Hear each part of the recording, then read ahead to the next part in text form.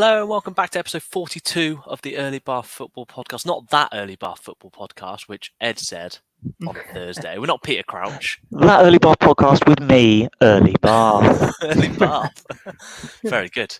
But no, you have me back today, bar any technical issues, and then Ed will probably take over, or Chris will take over. Someone will take over. But yeah, it's this is like the second one we've done in a few days, which sort of harks back to our initial infancy when we actually had time to do podcasts twice a week. So this is quite huge. But anyway, I'm joined by Chris. Hello, Chris. How are you? You said you're hungover today on this bank holiday Monday.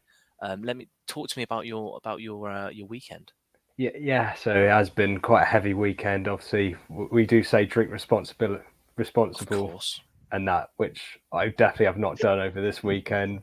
Saturday was a heavy session.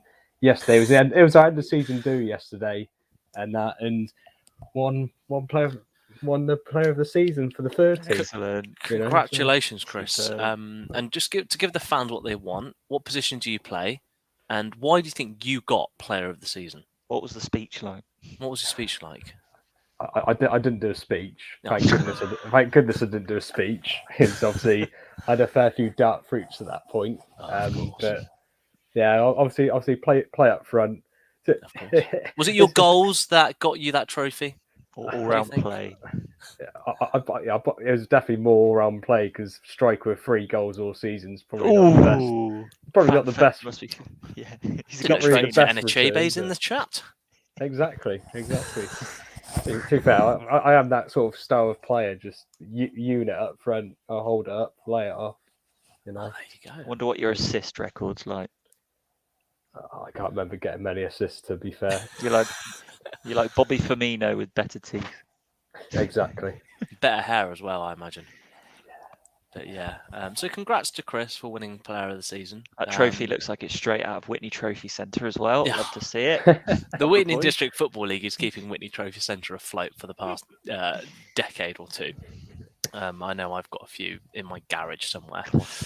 Classic. And also Ed. Hello, Ed. How are you? And how was hosting on Thursday? Good, yeah, all good. Suitably not hungover, so yeah, Good. happy days. Hosting was good. Very different because you've got to be on the ball. You've got to actually listen to what the others say. Oh, I zone out massively. I don't listen to a word. No. But no, it was good fun. It was good. It's good and fantastic. And I'm just seeing all the banners, which I've actually just properly deleted. There was CSK Sofia. I assume that was a Pardew related thing. Pardew, yep. That was Pardew. Will City slip is on there? No, that was Steven Gerrard a few years ago, Ed, if you remember. Good. Very good. Very good. I must admit, it was a very Liverpool friendly pod when Ed hosted it. Oh, okay. Was it, Chris? Do you want me to keep that going, Chris? Yeah, cool.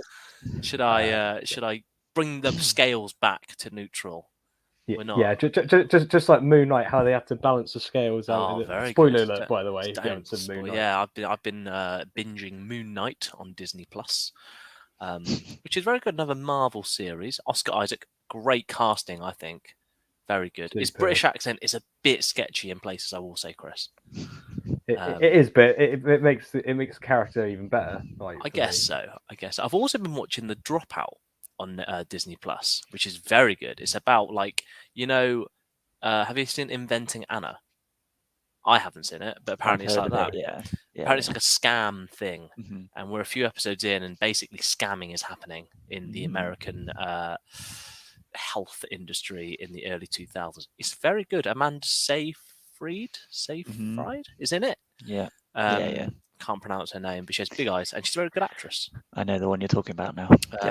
Yeah, so it's a very. I'd recommend to the viewers and the listeners and the watchers to watch The Dropout on Disney Plus. Cool. Okay, should I just talk about football? Apart from Disney Plus shows. Cool. Yeah, of course. It's getting to the business end of the season. I think we are now officially in May, and that is officially business end of the season. I think April you get business end. Could you talk about business end in March? I think it's a bit early, but I feel like you're getting into the territory, right? But you can't say January, February business end. That's not right. But May is obviously business end. It's the final month of the season. So the relegation battle is battling hard. let's see. I have the table up. Give me 1 second. I think we touched on it on the last pod as well. So Norwich currently bottom. They are relegated. Let's have a moment, an F in the chat for Norwich. The Yo-Yo Club have yo'd again. Which yo is it? Is it the first one or the second one? You would imagine the second one, right? Yeah. Because the first yo. Yo. No, because when you yo-yo it, because it goes down, we have to throw it down first. It goes down first. So it's the so first maybe one. it's the first yo. Yeah, maybe it is the first. Yo. Yeah, good. So anyway. if there's any yo-yoists in the chat, please, is it the first yo or the second yo of yo-yo? Who knows? But no, so Norwich are down. I think that was always going to happen. Dean Smith's done he's done a job there. Fair play to him. I can't remember who was the previous man. It was a Farker. Daniel Farker. It was Farker. God, he's what a job he did for Norwich. He kept them yo-yoing. Chris, it was always going to happen, wasn't it, for Norwich? No surprises there. You said this to a bloke that said Norwich was going to be their dark horse this season, in the sense that I was going to say that there's dark horse the fact they weren't going to get relegated, but unfortunately that prediction didn't work very well. Norwich pretty much do what they do every time they come up, they go straight back down. But they'll be one of them clubs that they'll be up there in the Championship again next season, just because. In a way, you do have to admire how they do run the club there. Like, they don't overspend, like, when it comes to like money and that. I mean, they made quite a lot of money off Emi Buendia. They did. Again, I suppose you probably could question their recruitment for the Premier League, and that I know they signed players like Josh Sargent and Milo Rashica, who I'd argue Josh Sargent is one of the worst Premier League footballers I've seen in my life. And obviously, no offense to him. Kind of no offense, but he's doing a lot more than I am doing in the footballing world. But there are bad footballers, and I think Josh Sargent is up there. He's right up there, yeah. That's the thing. They traded one relegation at Werder Bremen for another relegation on their CVs with Norwich in the Prem, and it is one of them where, like I said, I think obviously I was an idiot. That first episode saying, hindsight's a wonderful thing, Chris. It is. Yeah. It is certainly. They've got a couple of tidy players though, Norwich, but just nowhere near enough to stay in the Premier League. To be fair, that Norman, I reckon that Norman will probably get a move back to the Prem. I do quite like look at that Norman. He's quite decent in their midfield, and I think it's like the thing with Max Aarons as well. He was like, obviously, when he was first playing the Prem a couple of seasons back with Norwich, obviously he was the sort of like big. Sort of like prodigy at the club, and people were like, "Oh yeah, he's going to get a move to a bigger club." Blah blah. Obviously, it didn't materialise, and I think people actually starting to realise actually he's probably not as good as what people were first making him out to be. And that, I mean, to be fair, I was talking about this yesterday. Like, the amount of depth we have in the England squad, like especially at right back, so he might. It's like. Considering, like, you would have probably said like a couple of seasons ago, he might have been knocking on the door maybe, and that. Whereas now he's certainly like so far down that he's probably behind Sam Long in the pecking order. In terms of right probably back. Above Wan-Bissaka though. He probably is above Wan-Bissaka, to be fair. Dear. He is still very young as well. To be fair, I've just had a look. He's 22. He's got a long career ahead of him, so I'm sure he'll be absolutely fine. Who's this, Max Aarons? Yeah. Well, we had him all. It was very weird in our picking Newcastle squad for next year. We all put Max Aarons in there, from what I remember. So that's an interesting one. Ed, with the Norwich squad, who do you reckon, if you're a Premier League manager of any of the other 17 clubs that are going to be staying up, are there any people? Well, who'd you look at? But is there anyone in the Norwich squad that you'd be like, you know what? I'll take you. I'll take you off Norwich's hands. You've gone down. You might have a relegation clause. You ring up an agent, and you think, who do you take from Norwich? Because obviously, Timu Pukki is the greatest striker ever in the Premier League history. 10 goals and 3 assists. That's all Norwich's goals this year. It's not good, is it? So who else do you take there? And obviously, there's a few loanees in that squad. So what do you think when they go back to their parent club? What do you think might happen to them? You're looking for diamonds in the rough, aren't you? Who's going to be the next Andy Robertson, Aaron Ramsdale. Slim pickings, I think. I mean, Timu Pukki, yes, has scored goals, but are there any? I'm trying to think of a Premier League club who could do with a Timu Pukki. Maybe a Burnley. There's a possibly, guy if they called stay John up. McCracken. He's a goalie for Norwich, and he sounds like he should be at least 35. He's actually only 21. Up the John McCracken. Yeah, I mean, you look at Pukki, you look at Rashica. I mean, he's only just signed, so I'd be surprised if they let him go. Maybe he's got a clause in his contract that says if we go down, you can sell me for this much. Max Aarons, as well as we just talked about, he could be another one that could move elsewhere because he's still very young. How old is Adam Eder? No Is it idea. Eder? I don't know. I think it's Eder. Eder. He's got to be early 20s. I'd say. Yeah, great age. He might be a player that people look at. I mean, Chris, you name checked Norman there. I know Kenny McLean's played most games for Norwich, I think, this season. Yeah. But as you said, Ed, it's a sort of a diamond in the rough situation. Slim pickings from Norwich. And then you mentioned the two loan players, Billy Gilmore and Williams from United. Very good knowledge, Ed. I think Williams has done all right. I seem to recall. I think he did all right when Liverpool played them. Although Liverpool won the game, I think he seemed to do okay. He was up against Salah. And Billy Gilmore, I expected a bit more from him, if I'm honest. I put him in my fantasy football at the very beginning of the season. Because he was dirt cheap, and I thought he'll play every week, but he has done absolutely nothing. I thought he was going to play a bit more of an attacking role, but he just hasn't. He's been one of the more sitting. And even if you are an attacking midfielder in the Norwich team, it doesn't mean you're going to do anything. I think Williams has probably had a better season than Gilmore. But yeah, interesting. Very interesting. And, tough season for them both, to be fair. It's been a steep tough season. Learning curve. Absolutely. And Chris, are Norwich coming back up next season? Will they second Yo or first Yo, depending on where we actually fall on the Yo situation? They'll definitely be one of them teams that will definitely be up there in terms of the promotion race. I mean, to fair, I think even when they got rid of Farke, I think you could sort of feel that they was already planning for next season the Championship already, and that like Dean Smith, he's a good manager, Dean Smith, and he'll have them back up there challenging next season, I'm sure. I mean, and as we've just alluded to, they probably won't lose many players, so they'll still have that core squad that will stay together. So I think they'll do all right. Do you think Norwich come back? I think they'll be up there. They'll be up there. I don't see any reason why they won't come back up. But the Championship is very difficult, so we shall see. Very difficult. Very difficult. So let's move on in the relegation special. So Norwich are down. It's taken 34 games and they're on 21 points. They're officially down. Watford are only a point ahead, and they are pretty much down, barring some sort of miracle. They need 12. They need maximum points from their last 4 games, and they need Burnley or Leeds to not get any more points, basically.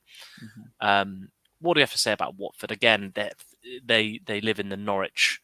They've learned from the Norwich school of yo-yoing, haven't they?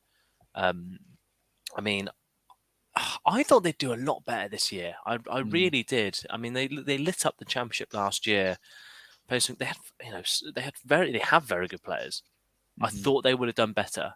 I think they gave it a bit more of a go as well. They brought in quite a few players in January, whereas Norwich didn't really, that I can think of. Whereas I remember Watford bringing in, albeit names I didn't recognise, but they brought in sort of 5 or 6 players in January. They obviously changed the manager a bit later on. The thing with Watford is I feel like they create a lot of chances, just don't stick them away.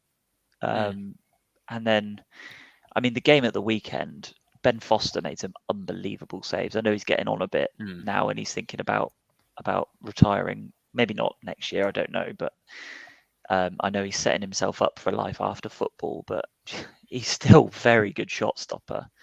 I think there was one goal where he came for the ball, but then didn't get anywhere near it and was maybe slightly out of position. But I think the quality of the cross was that good that even if he stayed where he was, it was a goal. So yeah, they've got a bit more quality in their squad. I think they'll, yeah, like we said, I think they're probably going to go down. It's nigh on impossible to stay up, and I think they'll get rid of a couple more players. I remember last time they went down, Ismail Assar was one that was touted about potentially going to Liverpool, but they wanted ridiculous money for him. Yeah. He's still very young, but you've got to think for his career, surely he's got to get a move. You can't afford to go down to the Championship again. Pookie's been doing it for a few years now, Ed, and he's way older. He's the greatest striker in the Premier League's history. But Chris, your boss is a Watford fan. Am I right? He is, yeah. I sound like Amber Heard's lawyer there. Am I right? I don't know if you guys seen the clips of that trial. It's wild. A mega pint for Johnny Depp has been pouring. Let's not get into the politics of the Johnny Depp trial. Sorry, Chris. Your boss is the Watford fan. How have they been with the whole Watford situation? I assume they don't have much hope. Yeah, to be fair, it's one of them that, like I said, he's pretty much looking ahead to the Championship next season. And to be fair, one of them that I think he's still a bit bitter about the whole Marco Silva and Richarlison with Everton. And he said, he's pretty much said that if Watford go down, he wants to sort of take Everton with them. Obviously, I'm playing Everton soon in that. So yeah, but obviously, I was one of them at the start. That I got a prediction right this time. I was one of them that I said Watford were going to go down just because. They started the season with Cisco, that they sacked him. To be fair, like, even to this day, I thought that was still quite a surprising sacking. I mean, all right, Watford fans might disagree because they sort of said, well, we looked at his style of football and we weren't getting anywhere. And then the Ranieri sort of gamble, that certainly didn't pay off. I mean, with Hodgson, they have kind of steadied the ship a little bit, especially defensively, because I think before Hodgson came in, I don't think they kept a clean sheet in the Prem beforehand and that, but obviously Hodgson has kept a few clean sheets, but obviously it's way too little too late in those terms. As for some of the Watford players, like we were saying, to be fair, you could probably see more Watford players leaving the club and that. Obviously Ed said about Sarr. Yeah, Emmanuel. Dennis. I mean, to be fair, Emmanuel Dennis, he's had a good season and that. I mean, again, he is one of them. He does waste a few chances, but he has scored quite a few for them. Even maybe someone like Cucho Hernandez as well. Obviously, he's one of them that he's looked good in certain spells and that. And even some players I can't really see Musa Sissoko wanted to play Championship football. I think he would kick up. I mean, he did it at Newcastle, didn't he? sort of kicked up a bit of a stink and didn't really want to play Championship football, and obviously got that big money move to Tottenham, and that whether he goes back to someone in the Premier, whether he goes maybe someone in France maybe, and that. And to be fair, again, I could probably see Watford again, sort of they're sort of they're also another yo-yo club, aren't they? And I can see them being up there in the Championship again. Obviously, it is differently run compared to Norwich because. Obviously, we know what the Pozzo family are like. They're ruthless if managers aren't doing good. That's the thing. I don't know who's going to be Watford manager next season of the Championship because I don't week. Know.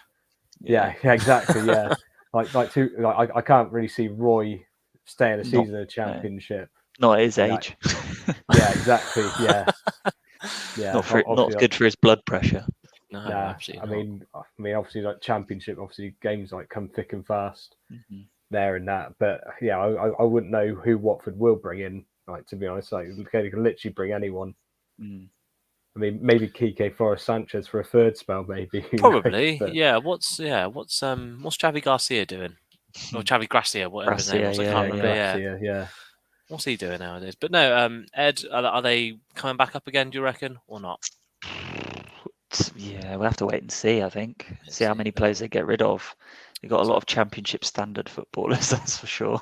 I mean, I have the squad up here. Can't wait for Dan Gosling to be marauding around in the Championship. Are you saying Craig Cathcart and yes, Danny Rose and Tom Cleverley are Championship standard? Forgot he was Dan there. Gosling. I bet Danny Rose is on big money. I think he'll probably go, won't he? Yeah, I imagine so.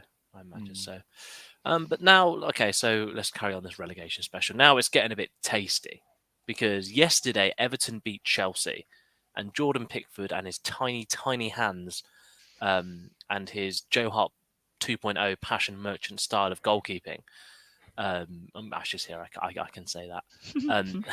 Everton kept a clean sheet and beat Chelsea yesterday. Oh, no, it didn't keep a clean sheet.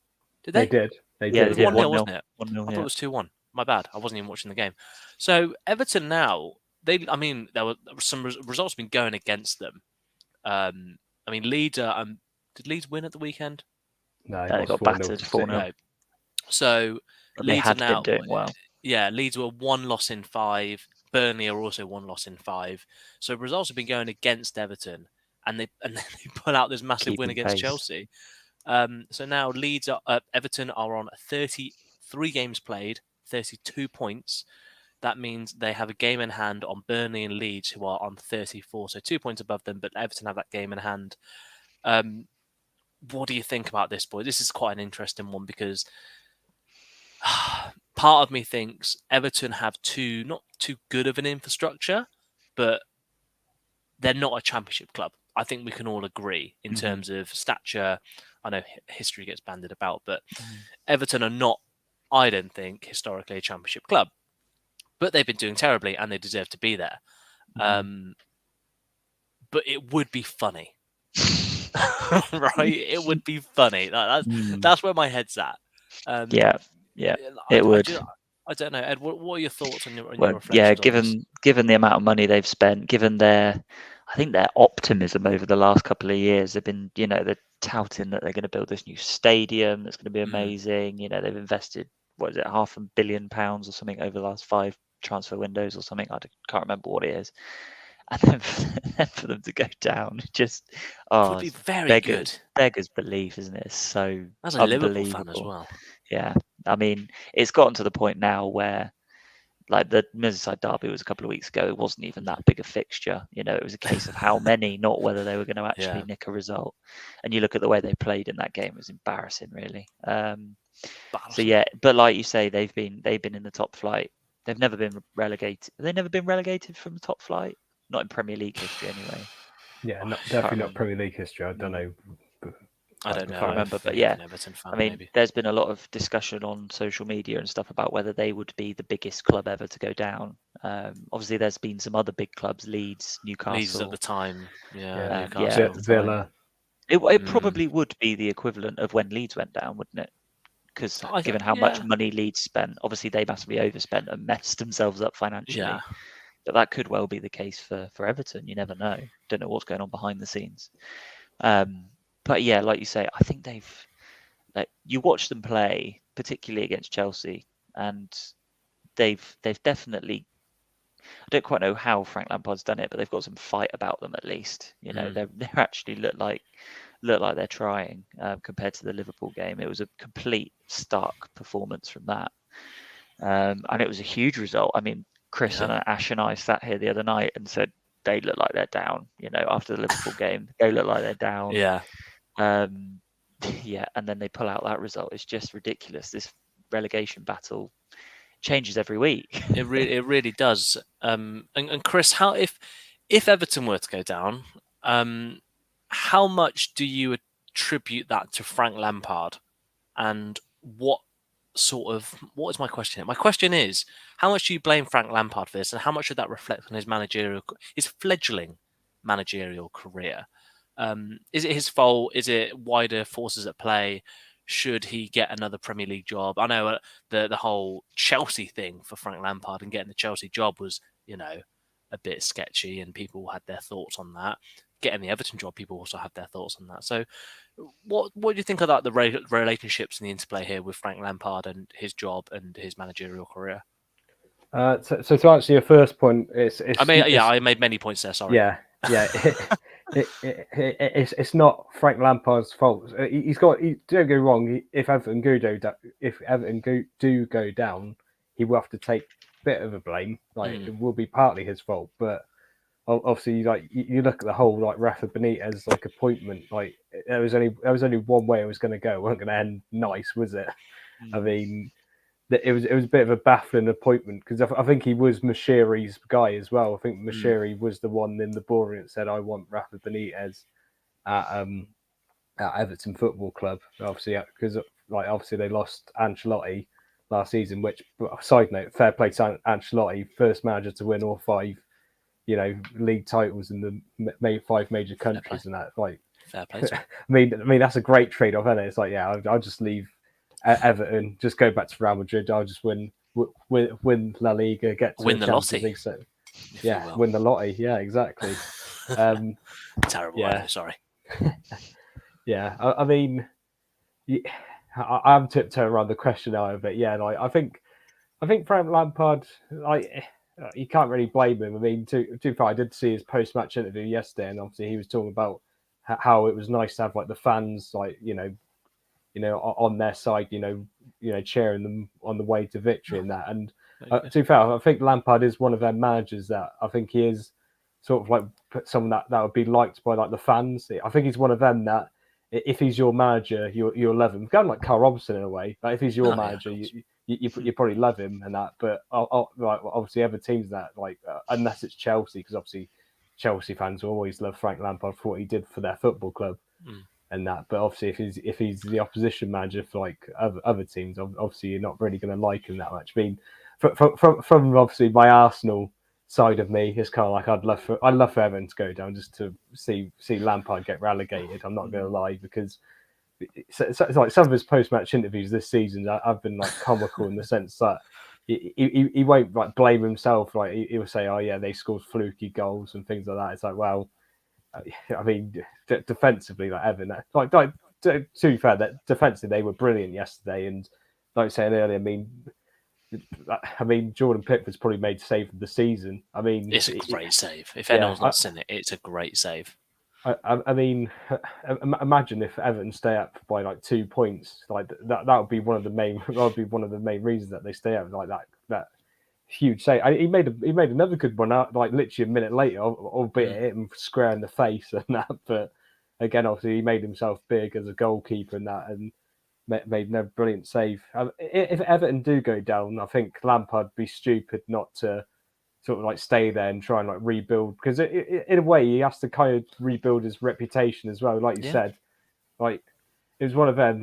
Personally, I think he took the Chelsea job way too soon in his managerial career. I think obviously he got Derby into the playoffs, so it got him to the playoff final. And that it's kind of one of them that he should have really stepped. All right, actually, probably not really the best example saying staying at Derby. Obviously, with all Derby's troubles off the pitch and that, so maybe he did do the right. But I think he should have went to another club rather than sort of Chelsea. It was one of them as well that obviously Chelsea had their situation off the pitch. It was a perfect storm, wasn't it, of where the situation and context. Yeah, and fair play, you can tell with younger players like Lampard, he's willing to give them a chance. And now obviously with Chelsea, look at Mount, Abraham. Obviously he's getting the best out of Anthony Gordon. I think Gordon's been Everton's best player this season. And again, when we go back to the whole players as well, to be fair, you can see Everton they'll make loads of money because they'll be able to sell players. You couldn't see Richarlison playing in the Championship, that's for sure, and that. But I think Anthony Gordon would be an interesting one, because I personally, if Everton did go down, I think he should sort of take a page out of Jack Grealish's book. Obviously, Grealish, a lot when Villa went down, they were sort of saying, should Grealish leave Villa and go and play in the Prem? But fair play to Grealish, he decided, no, I'm going to stay at my boyhood club, get them back into the Premier League, help consolidate them, and then he sort of earned his big money move. And obviously respect, I personally I respect Grealish for doing something like that. And I think if Everton did go down, I think Anthony Gordon should probably have a look at that and think, yeah, I'll probably do this, the same thing, get my club back up into the Premier League. And that, obviously I'm talking as if Everton are going to go down. Well, this is my question to you, both you boys, was going to be Everton have Leicester away, Watford at home, Brentford at home. Nope, that's a lie. Leicester away, Watford away, Brentford at home, Palace at home, and then Arsenal away on the Premier League's final day. How many points do they get out of that? I mean, Leicester, we talked pre-pod, I don't know. Watford, they should beat. Brentford, probably they get beaten there. They might get a point out of Palace. will Everton get enough points? Is my question to you there. Yeah. I mean, it's a tricky one, isn't it? Because it's not just Everton. It's what are Leeds and what are Burnley going to do? I mean, obviously, Burnley, we'll talk about. We'll move on to them in a second, Chris. But, like for me, I'd probably say. I'd say Everton. They pretty much need. I think they do need at least 2 wins in those 5 fixtures. Yeah, personally, I can't really see. I can't see them winning twice, but again, like 2 home games, they're going to be huge. I think they should beat Watford because Watford should be down by that point. Then they've got Brentford and Palace at home. They've got to be winning at least one of those games realistically. Yeah. They may be able to nick a point at Leicester away this weekend because Leicester are playing in Europe midweek. But yeah, they've got to either beat Brentford or Palace or both, really. Yeah. And then maybe nick a point at Arsenal last game of the season, but I doubt that very much because Arsenal will be in the hunt for top 4. Yeah. And Chris moves on to the point there of Leeds and what Leeds and Burnley are doing, but are Leeds marching on to the Championship? Who knows? They are 2 points ahead of Everton at this minute in time. A significantly worse goal difference. Leeds conceded the most goals in the league. They're 2 points ahead of Everton with that game more than them. They've got to play Arsenal away, Chelsea at home, Brighton at home, and Brentford away. They have a terrible record against Brighton as well. So 4 games there for Leeds. How many points do you think they can get out of that? For me, I genuinely think they might get 1, and that's the Brentford game. They might nick a draw at Brighton, but I don't see them getting more than 3. I think they'll get 3. I think they'll win one of them, but I don't know which one. Would that be enough? That's the question. That'll put them on 37. And if you give Everton 2 wins, that's 38. So they need to get points from somewhere. And did you think? I don't know, boys. And then what do you think? But then you look at Burnley's running as well, because we were saying pre-pod that Villa might be dragged into this a little bit. Exactly. So let's talk about Burnley. Sorry, they've got to play. Yeah, they've got to play Villa twice and Tottenham and Newcastle. So I can't see Burnley getting many points, to be honest. I mean, Villa at home, they might get a draw. Yeah. Tottenham away, Tottenham should win that game because they're also pushing for top 4. Then Villa at Villa Park, Villa should win that game because they may well be in some trouble by that point. And then Newcastle at home, Newcastle are in great form. Gave Liverpool really I'm just looking at their most recent results, and I think that 2-0 loss to Norwich last month might be the game that loses them because they've beaten Watford, they've beaten Wolves, they've beaten Southampton, they drew at West Ham. And then I'm looking at their last 4 games. They could get 0 points from that. And they might just need 3 points, and that could have been at Norwich. It's interesting. Chris, for between Leeds and Burnley, who's looking more at risk? That's a tricky question. I mean, I think at this minute in time, I'd probably say Leeds, to be honest. But interesting. But then I think with Leeds, obviously we talked about that game against Chelsea. I mean, at the minute, Chelsea are in horrible form at the minute. They're they're making a lot of slack mistakes at the back. I mean, the goal that Richarlison scored yesterday for Everton is pretty much similar to one of the goals they conceded against Arsenal when Nketiah he robbed Azpilicueta at the back of the ball and went on and scored.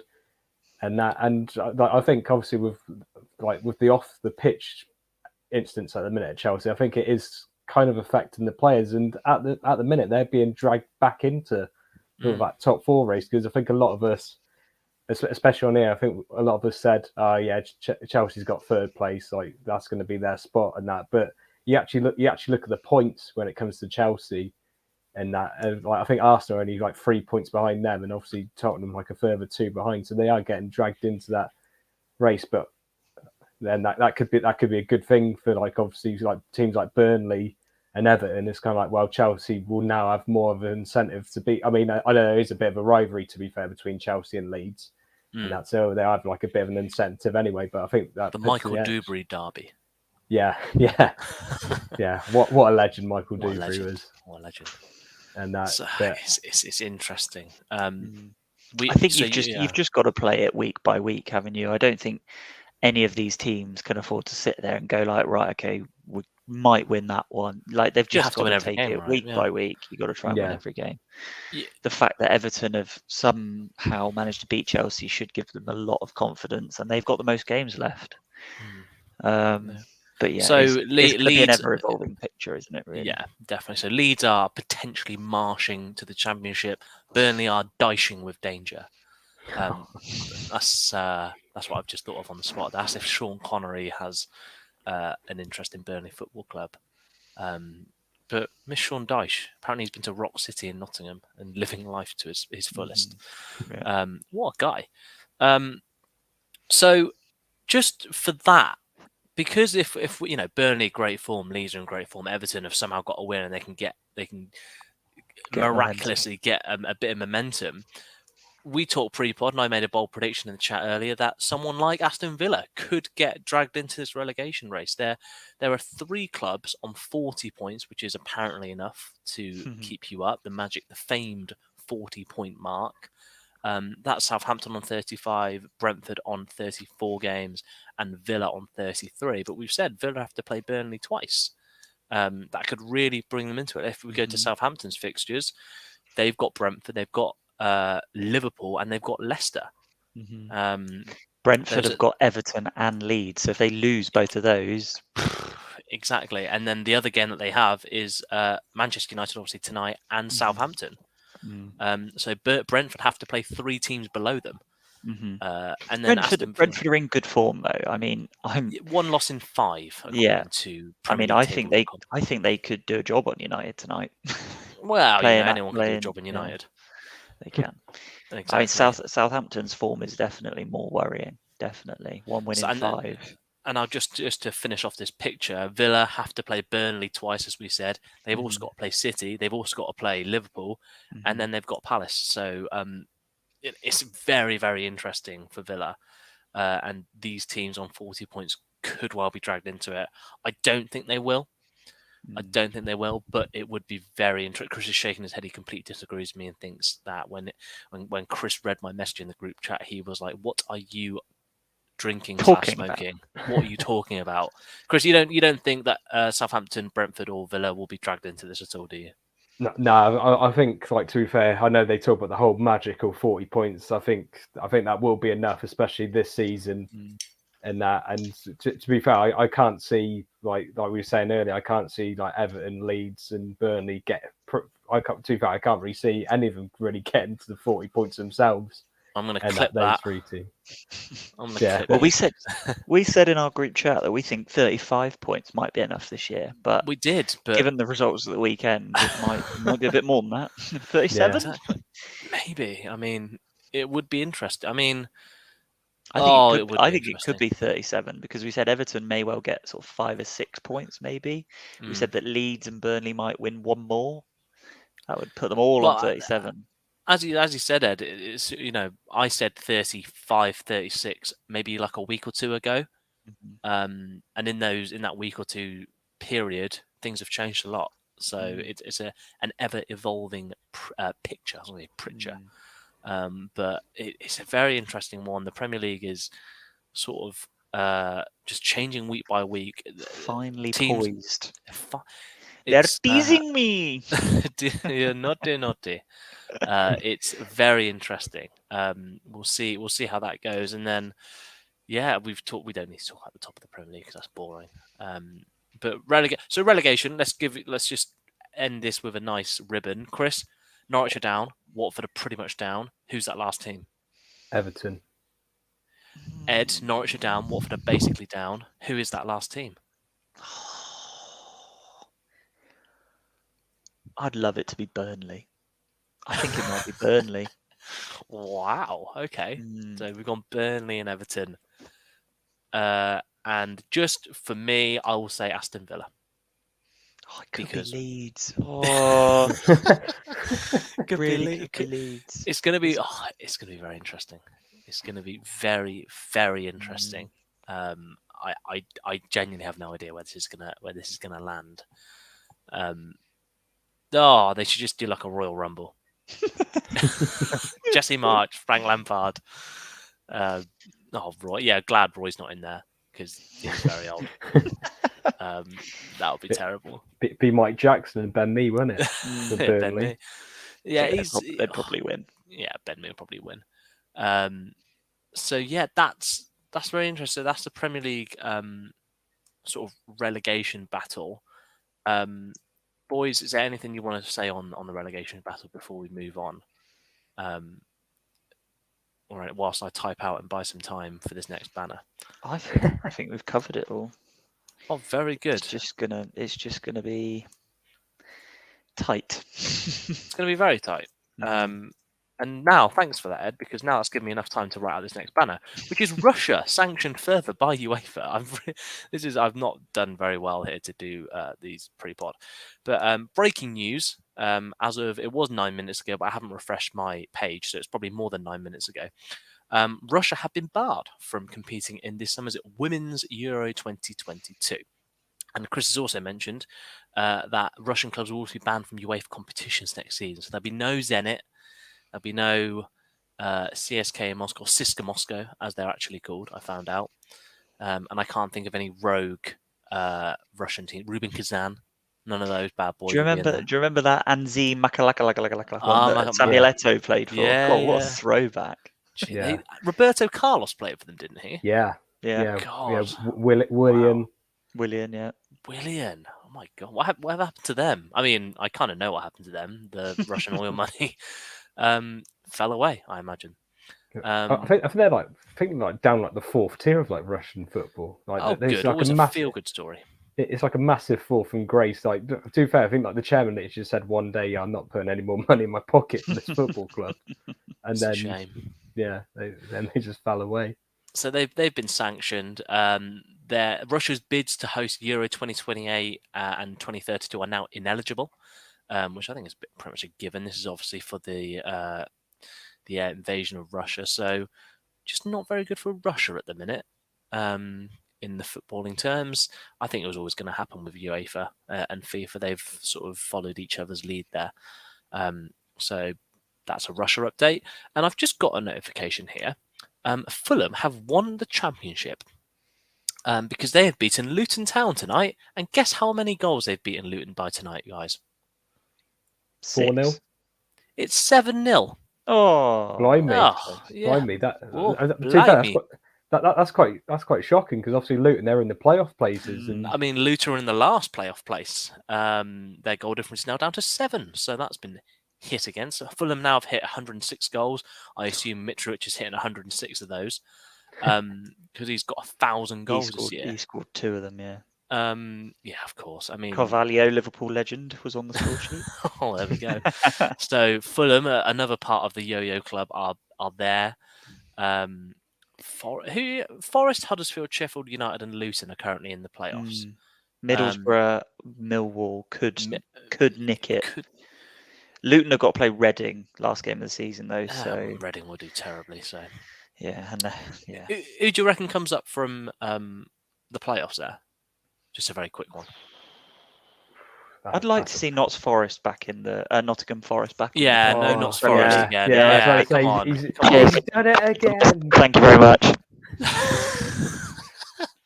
You like to see Nottingham Forest? Yes. Interesting. It's been a while. Yeah, it's been a while. And they obviously their FA Cup run this season's been absolutely fantastic. I'd personally like to see Nottingham Forest in there. Not Huddersfield. Sheffield United. Yeah, I could have Sheffield United back in the Prem. I mean, I'm not against it, but I always like a new team. Luton, absolutely not. Can't be having Luton. And I'd love a new team in Luton. It'd be hilarious. It'd be hilarious. Walking through someone's conservatory to get into the away. No, thanks. Patio door. Walking through someone's back garden, like to watch Premier League football. Yeah. I'm getting sick and tired of these patio doors, Chris.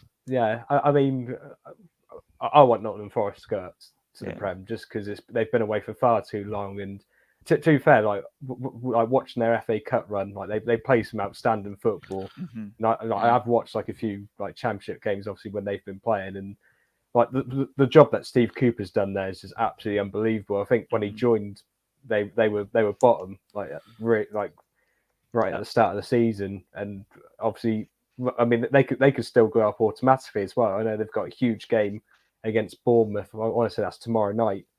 And I think is that their game? Oh, they've got 2 games left. Yeah, you're completely right. I thought there was only one tomorrow, game left. and then they got Millwall. That's a tough game as well. They're 8th. Willmore still in the hunt. Jesus, yeah. That I mean, it's the Championship. We'll turn our attention to that next week, which should be very interesting. But that's it. I'm very happy. That was good stuff, boys. The relegation special. I enjoyed that. AOB.